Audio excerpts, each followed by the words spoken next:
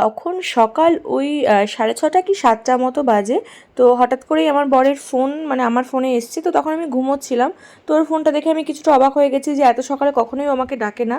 তো যাই হোক আমি ফোনটা রিসিভ করলাম। ও আমাকে বলল যে আজকে কাজের প্রেশারটা একটু কম আছে, তো আজকে কি ঘুরতে যাবে কোথাও? তো আমি বললাম যে আসছি। তো দুজনে আলাপ আলোচনা করার পরও কোনো জায়গা খুঁজে পেলাম না, কারণ খুব কম সময়ের জন্য, মানে কয়েক ঘন্টার জন্য কোনো জায়গা সেরকম নেই আশেপাশে। আর ছেলেকে রেখে বেশিক্ষণ যে থাকবো সেটাও পসিবল না। তো মা যেহেতু এখানেই ছিল, তো মা বললো ঘুরতেই যখন যাবি, ঘোরা আর কাজ দুটোই একবারে করে আয়। যেটা হচ্ছে তোর এমএ রেজাল্টটা এখনও তুই আনিসনি, তো সেটা আগে তুই তুলে নিয়ে আয়।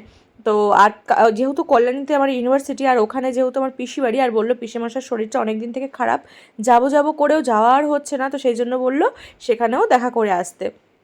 তো দেখো ফাইনালি কিন্তু আমরা চলে এসেছি। এটা ছিল আমার ডিওলের অফিস। তো ও বাইরে ছিল, আমি অফিসে গিয়ে রেজাল্টটা তুলে নিলাম। তো কিছুক্ষণ টাইম লেগেছে। আমি ভেবেছিলাম হয়তো আমিই মানে একমাত্র যে আর কি রেজাল্টটা তুলিনি, কিন্তু না, আমি দেখলাম যে আমার মতন প্রচুর স্টুডেন্ট ছিল যারা আর কি নেয়নি। তো সেই 25-এ অনেকেই নিয়েছে। তো আমার সাথে আর একজনও ছিল, সেও দেখলাম রেজাল্ট তুলতে গেছে, তো আমার সিনিয়র ছিল। তো ফাইনালি দেখো এখানে কিন্তু আমার রেজাল্ট তোলা হয়ে গেছে। আর এটা হচ্ছে আমার ইউনিভার্সিটি। তো আমি এখান থেকেই হিস্ট্রিতে আমার এমএ কমপ্লিট করেছি, যেটা এই ইউনিভার্সিটিতে মানে দারুণ এক্সপিরিয়েন্স ছিল। তো আমাদের সমস্ত কিছু না আমার খুব মনে পড়ছিল, ওইখানটায় কী কী করেছি না করেছি। তো ভীষণ মজা করেছি, মানে দৌড়ে দৌড়ে গিয়ে ট্রেন ধরা, মানে তখন এইসব কোনো ব্যাপারই ছিল না। আর এখন যেন টেনশন হয়, আর তখন খুব মজা করেছি। তো সেসব আর বাদ দিলাম। তো যাই হোক, তো তারপরে দেখো ভীষণ মানে খিদে পেয়ে গেছিলো, যেহেতু সকালবেলায় শুধু চা বিস্কিট খেয়ে বেরিয়ে পড়েছিলাম। তো দেখো তারপরে ওখান থেকে বেরিয়ে এই যে একটা ঢাকেশ্বরী রেস্টুরেন্ট বলে, যেটা আইটিআই মোড়ের কাছেই ছিল, তো সেই রেস্টুরেন্টটাতে চলে এসেছিলাম। তো খাবার বললো যে একটু লেট হবে, তো তাই জন্য ওরা বললো যে এই চিকেন ড্রামস্টিক বা কিছু, যাই হোক নামটা আমার এই মুহূর্তে খেয়াল নেই, তো এটা তাড়াতাড়ি হয়ে যাবে। তো সেই জন্য এটা তাড়াতাড়ি আমরা খেয়ে নিলাম। তো ওটা দেখছি 6 পিস ছিল, ওটা খাওয়ার পরেই দেখছি পেটটা অনেকটাই ভরে গেছে। আর অর্ডার দিয়েছিলাম একটা মিক্সড ফ্রায়েড রাইস আর একটা বাসন্তী পোলাও, যেটা মিক্সড ফ্রায়েড রাইসটা আমার পছন্দ আর বাসন্তী পোলাওটা ওর পছন্দ। আর ছিল একটা চিকেন কষা। আর এই তো, তো আমরা দুজনেই হাফ হাফ করে নিলাম। তো এইটা খাওয়ার পরেই দেখছি পেট ফুল লোড, বাসন্তী পোলাও খাওয়ার জায়গা না, তো ওটা কোথা থেকে আর পার্সেল করব। তো যাই হোক কোনো রকমে একটুখানি খেয়েছি। আর বাঙালিরা দেখো প্রথমে চামচ দিয়ে বেশ শুরু করেছিলাম। আমি চামচ দিয়ে বেশিক্ষণ খেতে পারি না, মানে মাংসের যদি একটু বেশ ভালো করে না খাই না, আমার ঠিক ভাল লাগে না। আর আমার বর হাত লাগাতে ওর কষ্ট, ও রেস্টুরেন্টে গেলে চামচ দিয়েই খাবে।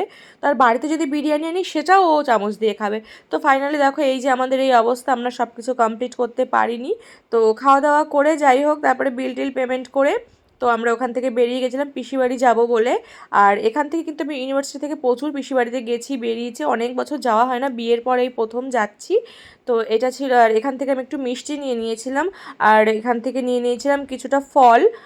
তো তারপরে আর পিসিবাড়ি সেরকম ভিডিও করিনি। তো গিয়ে না ওখানে একটু কথা টথা বলেছিলাম, একটু বসে ওখান থেকে বেরিয়ে এসেছিলাম। আর দেখো এটা কিন্তু সীমান্ত স্টেশন, এখানে প্রচুর স্মৃতি আছে পিসিবাড়ি গিয়ে। তো যাই হোক ওখান থেকে বেরিয়ে মানে সবার সাথে কথা টথা বলে, দিদিরা তো সবাই সবার শ্বশুরবাড়িতে ছিল, কারোর সাথেই দেখা হয়নি। তো পিসেমশাই ছিল, সবার সাথে কথা টথা বলে পিসি মানে চা করবে বলেছিল, মিষ্টি দেবে, কিছুই খাইনি কারণ পেট ফুল লোড ছিল। তো ওখান থেকে বেরিয়ে পড়েছিলাম। তো এটা দেখলে তো, এটা ছিল আইটিআই মোড়ের প্যান্ডেলের বাস, মানে এখন শুধু বাসটা দেওয়া আর কি হয়েছে, প্যান্ডেল হয়নি। তো সেটা তোমাদের সাথে শেয়ার করলাম। প্রতিবারই মানে ভাবি যে প্যান্ডেল দেখতে যাবো, বাট যাওয়ার হয়ে ওঠে না এত ভিড় ঠেলে।